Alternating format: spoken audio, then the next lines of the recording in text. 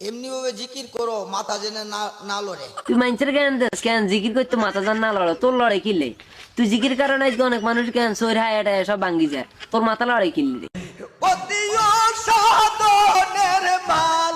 এর কঠিনতম কঠিন রোগ বাড়ি গেছে ইয়ার কেন রোগের জায়গা আছে দেখতে ওইটা গায়ে দিয়ে দিতে হইতাম হেলে গিয়ে রোগ টোক সব আসতে ভালোই ছিল। মাথা যেন না লড়ে, ঠুট যেন না লড়ে, শরীর জেনে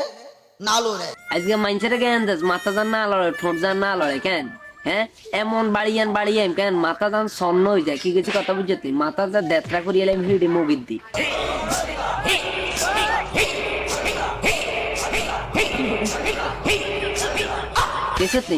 অরিজিনাল কেন রোগ ব্যাধি এগুনে লাগাইতেছে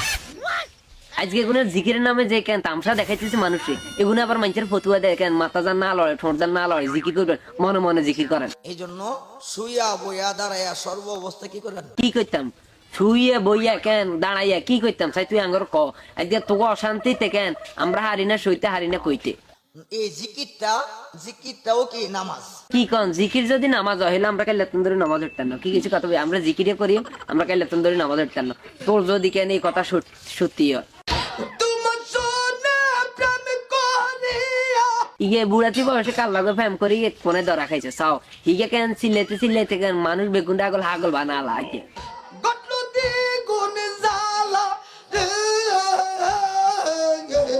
অরিজিনাল কেন শুয়ারির গইছে এমন